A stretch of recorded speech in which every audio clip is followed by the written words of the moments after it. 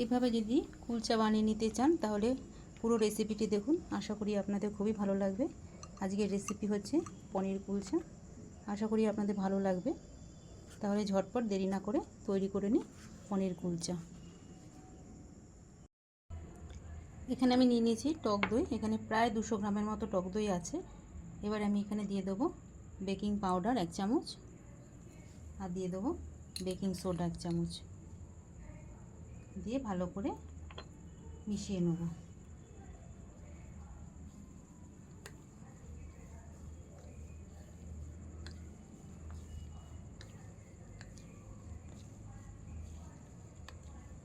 ভালো করে মিশিয়ে নিতে হবে।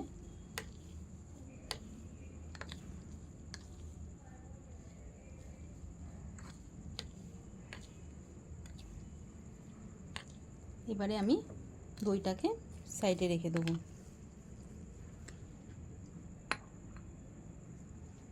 এখানে আমি ময়দা নিয়ে নিয়েছি, এর মধ্যে দিয়ে দেবো আমি লবণ 1 চামচ,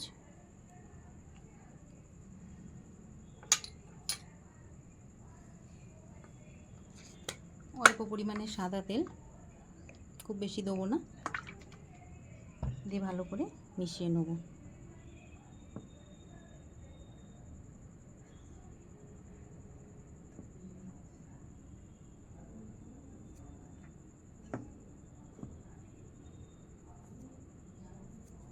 এবারে দইটা মিশিয়ে দেবো।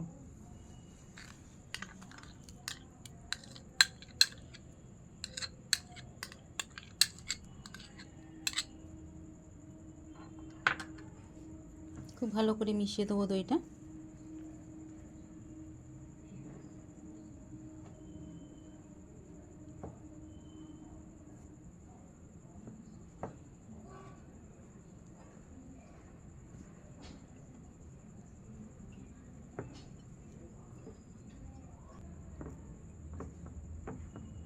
দইটা দিয়ে ভালো করে মেশানো হয়ে গেছে। এবার আমি অল্প অল্প জল দিয়ে ময়দাটাকে মেখে নেব। এখানে আমি জল নিয়েছি 1 বাটি, এর মধ্যে আমি অল্প চিনি আগে ভিজিয়ে রেখেছিলাম। এই জলটা দিয়ে আমি মেখে নেব ময়দাটাকে, অল্প অল্প জল দিয়ে মাখবো। খুব বেশি জল দেব না, তাহলে খুব পাতলা হয়ে যাবে।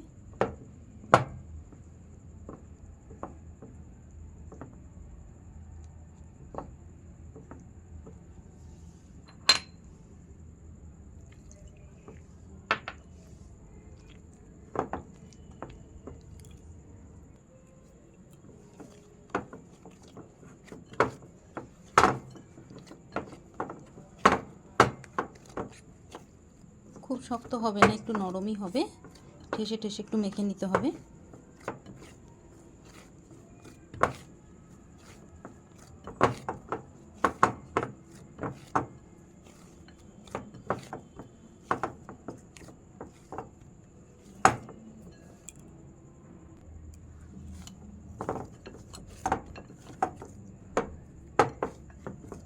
ভালো করে ময়দাটা মাখা হয়ে গেছে। এবার আমি 10 মিনিটের জন্য ঢেকে রেখে দেবো।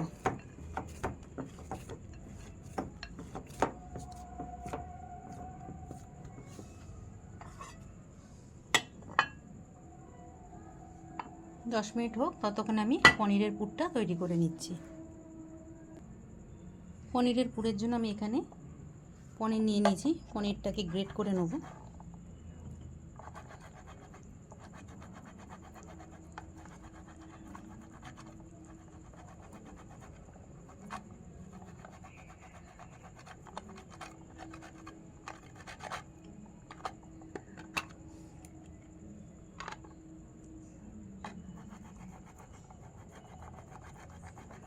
এখানে আমি 200 গ্রাম পনির নিয়েছি, পনিরটাকে ভালো করে গ্রেট করে নিতে হবে।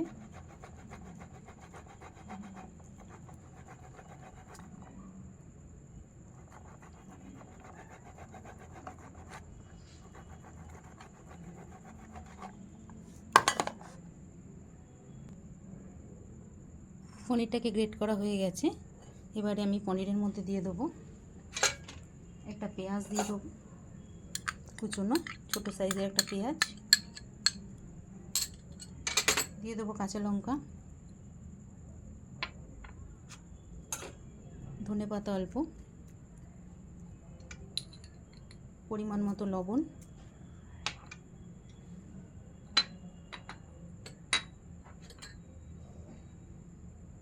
অল্প ভাজা মশলা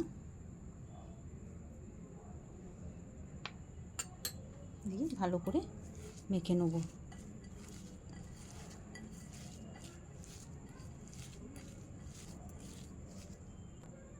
কালারের জন্য দিয়ে দেবো কাশ্মীরি লঙ্কার গুঁড়ো 1 চামচ, দিয়ে ভালো করে মেখে নেব।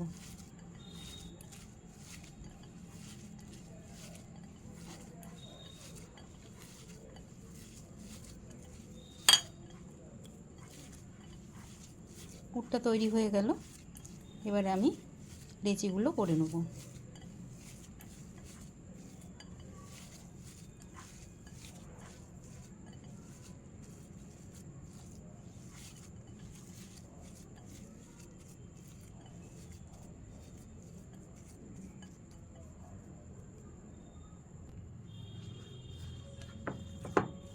10 মিনিট হয়ে গেছে। এবার আমি লেচি করে নেব।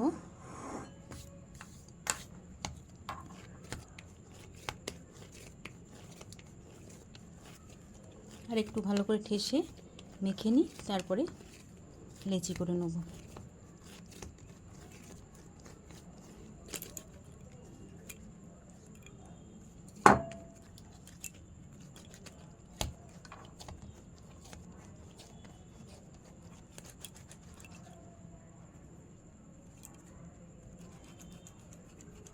খুব বেশি বড় করব না, এরকম সাইজের লেচিগুলো করব।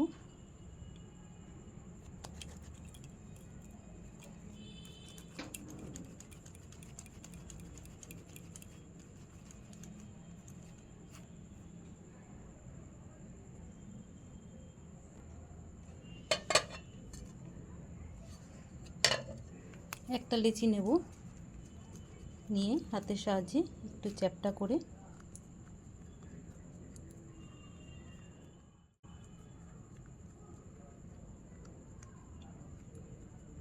এবারে এর মধ্যে অল্প করে পুরটা ঢোকাবো। পুরটা দিয়ে দেবো, দিয়ে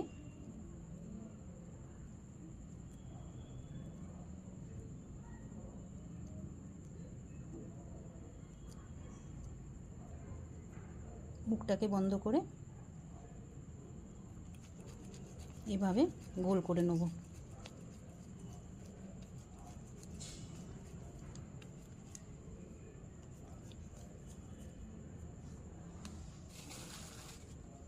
অল্প ময়দা ছিটিয়ে, খুব বেশি গোল করতে হবে না।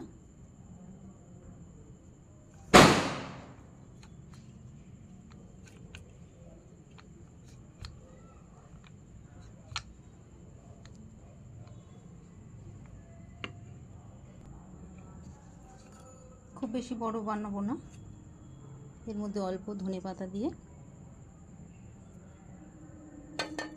কিছু কালো তিল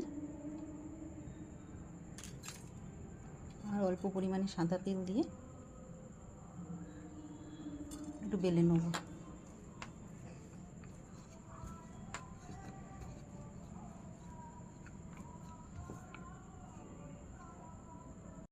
অল্প পরিমাণে আমি এখানে বাটার দিয়ে দেবো। আমি আগেই গ্যাসটা ধরিয়ে রেখেছিলাম। এবারে বাটারটা একটু ছড়িয়ে দিচ্ছি।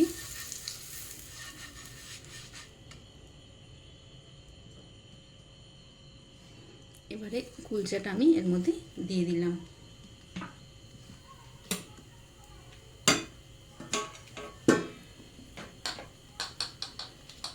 এবারে আমি গ্যাস ঢেকে দিই, আস্তে আস্তে হয়ে যাবে।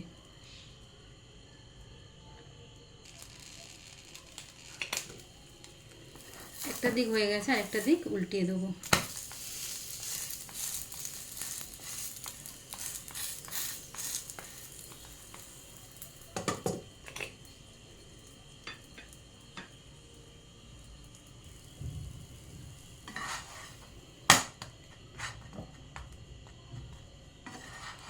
এটা কমপ্লিট হয়ে গেছে। এভাবে আমি বাকি কুলচাগুলো বানিয়ে ফেলবো।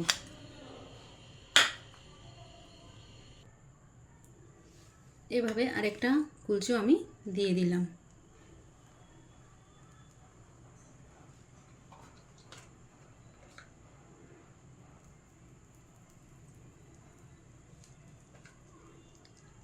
অল্প পরিমাণে বাটার চারিদিক দিয়ে দিয়ে দিলাম, দিয়ে এবার ঢেকে রাখবো।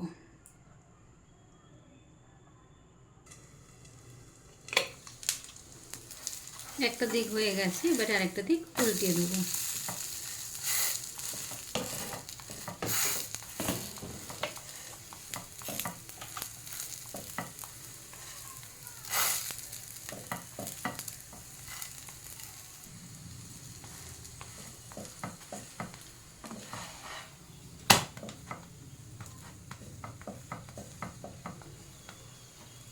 দুটো পাশই ভালো করে ভাজা হয়ে গেছে, এবারে আমি এটা নামিয়ে নেব।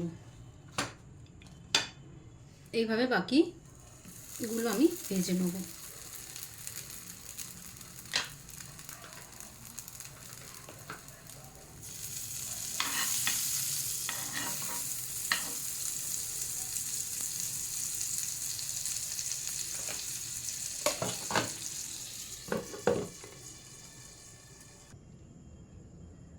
আপনারা এভাবেই পনির কুলচা বানিয়ে নিতে পারেন, খুব বেশি সময় লাগবে না। আশা করি আপনাদের এই রেসিপিটি ভালো লেগেছে, এবং যদি ভালো লেগে থাকে তাহলে লাইক এবং চ্যানেলটিকে সাবস্ক্রাইব করে দেবেন। দেখা হচ্ছে পরের ভিডিওতে। নমস্কার।